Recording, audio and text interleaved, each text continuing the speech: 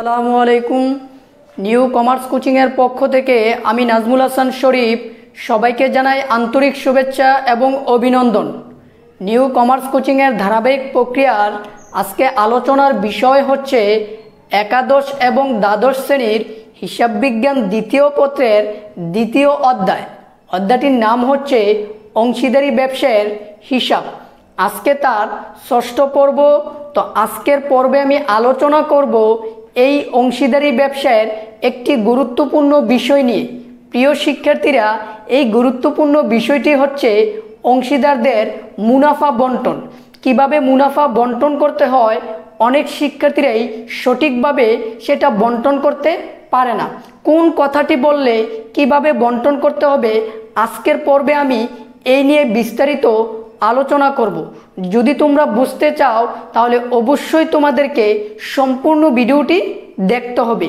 যদি দেখো ইনশাল্লাহ মুনাফার অংশ বন্টন নিয়ে তোমাদের কোনো সমস্যা থাকবে না।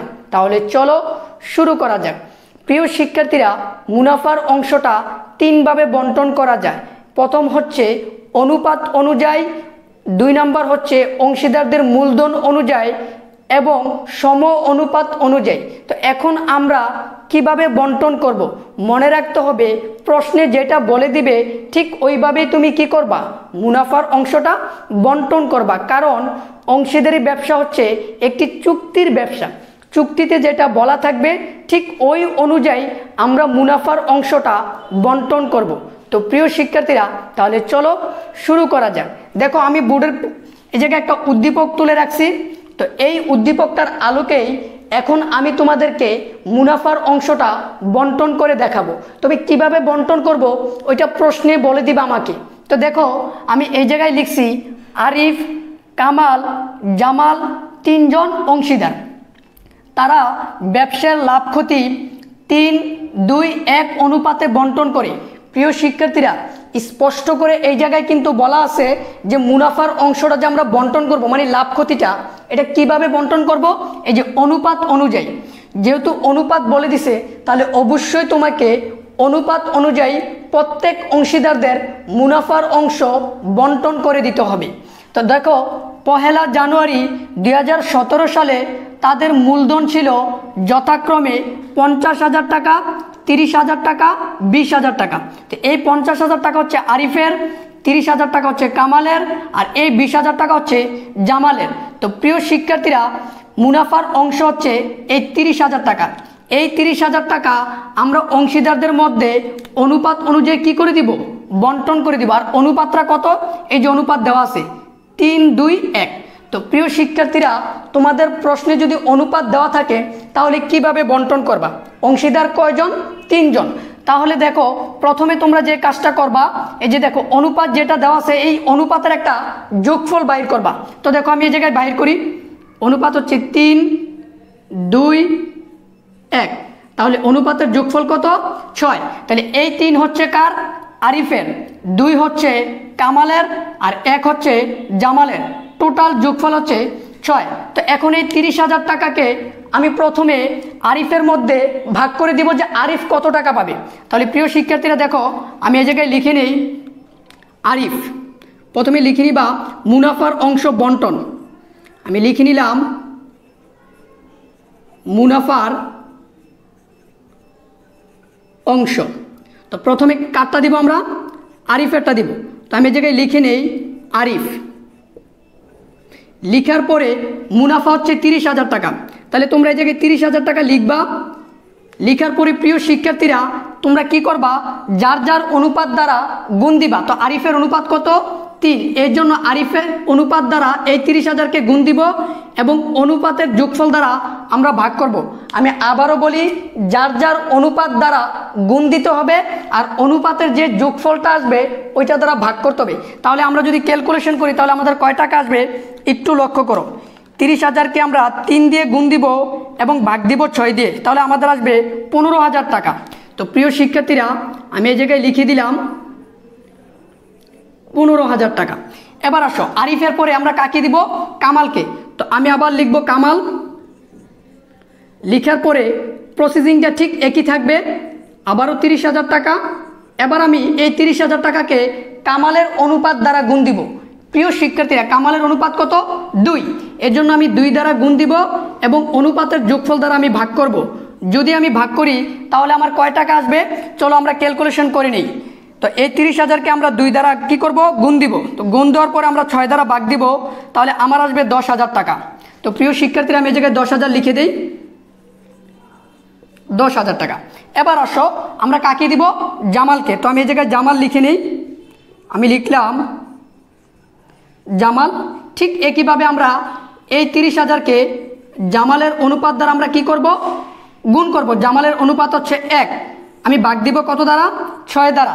তো প্রিয় শিক্ষার্থীরা, আমি যদি 6 দ্বারা ভাগ দেই তাহলে আমার কয় টাকা আসবে? 5,000 টাকা আসবে।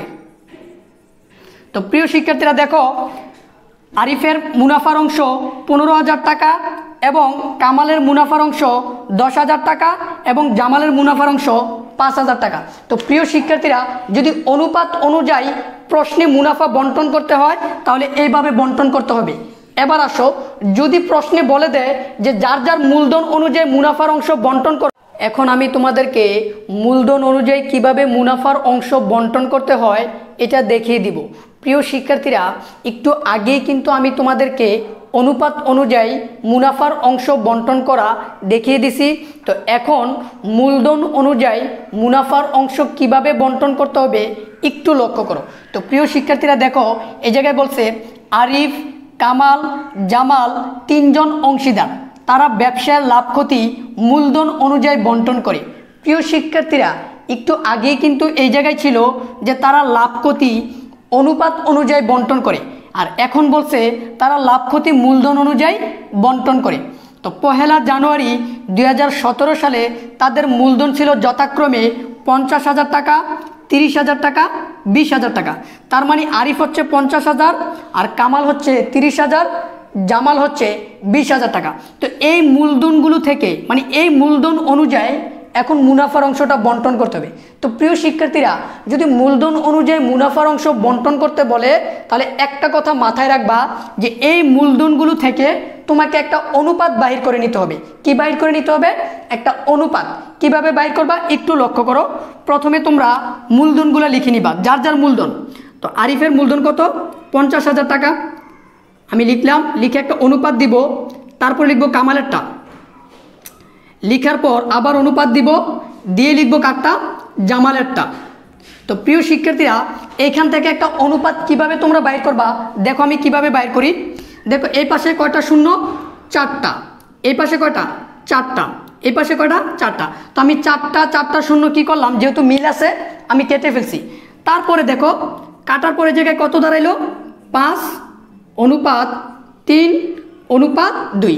তার মানে এখন মুনাফার অংশটা 5, 3, 2 অনুপাতে তাদের মধ্যে বন্টন করতে হবে।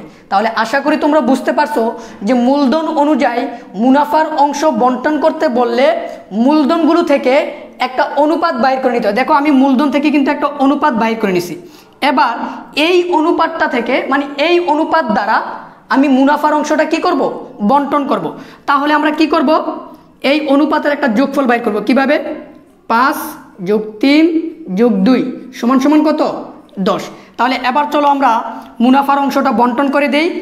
এই 5 হচ্ছে আরিফের, 3 হচ্ছে কামালের, 2 হচ্ছে জামালের। আর প্রতিষ্ঠানের মুনাফা কয় টাকা? 30,000 টাকা।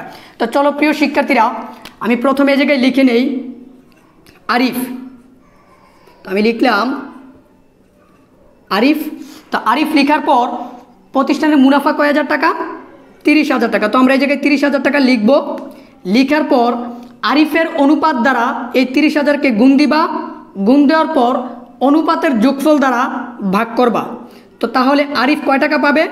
15,000 টাকা পাবে। তাহলে আমি এই জায়গায় লিখে দেই 15,000 টাকা, তোমরা ক্যালকুলেশন করে নিবা। তাহলে আরিফ কয় টাকা পাবে? 15,000 টাকা। কীভাবে? মোট মুনাফাকে আরিফের অনুপাত দ্বারা, মানে যার যার অনুপাত দ্বারা গুণ, অনুপাতের যোগফল দ্বারা ভাগ। তো এবার আসো, আরিফের পরে আমি কামালকে দিব। তো আমি এই জায়গায় লিখে নেই কামাল।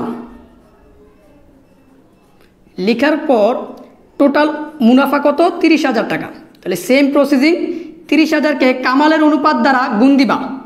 তাহলে কামালের অনুপাত 3, অনুপাতের যোগফল কত? 10।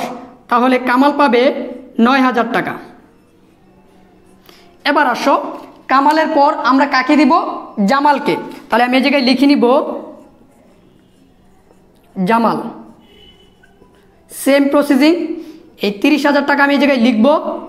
লেখার পর জামালের অনুপাত দ্বারা গুণ দিব এবং অনুপাতের যোগফল দ্বারা ভাগ দিব, তাহলে জামাল পাবে 6,000 টাকা। তো প্রিয় শিক্ষার্থীরা দেখো, মূলধন অনুযায়ী যদি মুনাফার অংশ বন্টন করতে বলে তাহলে তোমাদেরকে এইভাবে মুনাফার অংশ বন্টন করতে হবে। সর্বপ্রথম মনে রাখতে হবে যে মূলধন অনুযায়ী মুনাফার অংশ বন্টন করতে বললে মূলধন থেকে একটা অনুপাত বাইর করে নিতে হবে। এই যে দেখো, এই অনুপাত, তারপরে তুমি বন্টন করে দিবা। তো আশা করি তোমরা কিভাবে অনুপাত অনুযায়ী মুনাফার অংশ বন্টন করতে হয় আর মূলধন অনুযায়ী কিভাবে বন্টন করতে হয় বুঝতে পারছো। তো প্রিয় শিক্ষার্থীরা, প্রশ্নে যদি অনুপাত অনুযায়ী এবং মূলধন অনুযায়ী এই দুইটার কোনোটাই উল্লেখ না থাকে তাহলে তোমরা কিভাবে মুনাফার অংশ বন্টন করবা একটু লক্ষ্য করো। এখন আমি তোমাদেরকে সম অনুপাতে মুনাফার অংশ বন্টন করে দিব। তো প্রিয় শিক্ষার্থীরা, প্রথমে আমি তোমাদেরকে দেখিয়ে দিছি অনুপাত অনুযায়ী মুনাফার অংশ কিভাবে বন্টন করতে হয়, তারপর মূলধন অনুযায়ী মুনাফার অংশ কিভাবে বন্টন করতে হয়। তো প্রিয় শিক্ষার্থীরা, প্রশ্নে যদি অনুপাত এবং মূলধন অনুযায়ী এই দুইটার কোনোটাই উল্লেখ না থাকে তাহলে আমরা মুনাফার অংশটা মানে মুনাফাটা অংশীদারদের মধ্যে সম অনুপাতে কি করে দিব, বন্টন করে দিব। তো একটু লক্ষ্য করো, আমি এই জায়গায় লিখছি আরিফ, কামাল, জামাল তিনজন অংশীদার, তারা ব্যবসার লাভ ক্ষতি সম অনুপাতে বন্টন করে। অথবা কিছুই যদি উল্লেখ না থাকে, আমি আবারও বলে দিই, যদি অনুপাত দেওয়া না থাকে এবং মূলধন অনুযায়ী বন্টন করো এই কথাটাও যদি উল্লেখ না থাকে তাহলে প্রতিষ্ঠানের মুনাফাটা অংশীদারদের মধ্যে সমান ভাগে মানে সম অনুপাতে বন্টন করে দিতে হবে। কিভাবে? দেখো, প্রতিষ্ঠানের মুনাফা কয় টাকা? 30,000 টাকা। তো এই 30,000 টাকাকে যদি আমি অংশীদারদের মধ্যে সমান ভাগে ভাগ করে দিতে চাই তাহলে অংশীদার কয়জন? 3 জন। তাহলে এই 30,000 টাকাকে তুমি যদি 3 দ্বারা ভাগ করে দাও তাহলেই কিন্তু সম অনুপাত হয়ে যায়। তো কিভাবে একটু লক্ষ্য করো, আমি এই জায়গায় লিখে নেই। প্রথমে কে পাবে? আরিফ। তো প্রিয় শিক্ষার্থীরা, আমরা লিখব আরিফ। লেখার পর প্রতিষ্ঠানের মুনাফা কয় টাকা? 30,000 টাকা। যেহেতু সম অনুপাতে বলছে এই জন্য আমরা 3 দ্বারা কি করে দিব? ভাগ করে দিব। কেন 3 দ্বারা ভাগ করব?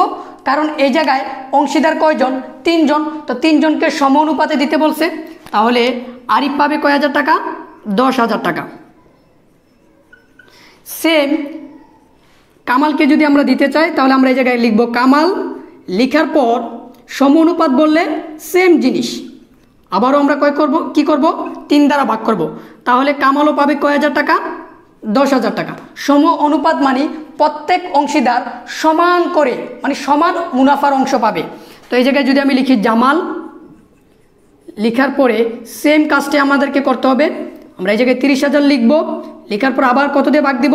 3 দিয়ে। তাহলে জামালেরও মুনাফার অংশ কত আসবে? 10,000 টাকা। তো প্রিয় শিক্ষার্থীরা দেখো, প্রত্যেক অংশীদারে সমানভাবে কি পাইছে? মুনাফার অংশ পাইছে। তো প্রিয় শিক্ষার্থীরা, আজকে আমি 3টা বিষয় নিয়ে আলোচনা করছি। প্রথমত মুনাফার অংশটা আমি অনুপাত অনুযায়ী কিভাবে ভাগ করতে হবে সেটা দেখিয়ে দিছি। দ্বিতীয়, মুনাফার অংশটা যদি মূলধন অনুযায়ী ভাগ করতে বলে তাহলে কিভাবে ভাগ করতে হবে সেটাও দেখিয়ে দিছি। মনে রাখতে হবে, মূলধন অনুযায়ী যদি মুনাফার অংশ বন্টন করতে বলে তাহলে মূলধন থেকে একটা অনুপাত বাহির করে নিবা তোমরা। আর অনুপাত অনুযায়ী বললে প্রশ্নে অবশ্যই অনুপাতটা দেওয়া থাকবে। এবার আসো, অনুপাত এবং মূলধন অনুযায়ী এই দুইটার কোনোটাই যদি প্রশ্নে উল্লেখ না থাকে তাহলে অবশ্যই মুনাফাটা সম অনুপাতে অংশীদারদের মধ্যে কি করে দিতে হবে? বন্টন করে দিতে হবে। তো প্রিয় শিক্ষার্থীরা, আমি আশা করতে পারি যে আজকের এই বিষয়টা তোমরা সঠিকভাবে বুঝতে পারছো। তারপরেও যদি কেউ না বুঝে থাকো তাহলে অবশ্যই তোমাদের প্রবলেমগুলি আমাকে কমেন্ট বক্সে জানাবে। আর যদি ভিডিওটি তোমাদের উপকারে আসে তাহলে অবশ্যই ভিডিওর শেষে একটি লাইক, কমেন্ট এবং আমার ভিডিওটি তোমাদের বন্ধুদের মাঝে কি করবে? শেয়ার করবে। যারা সাবস্ক্রাইব করো নাই, যদি তোমাদের প্রয়োজন মনে হয় তাহলে আমার চ্যানেলটি সাবস্ক্রাইব করে পাশে থাকবে। ভালো থাকো, সুস্থ থাকো। আসসালামু আলাইকুম।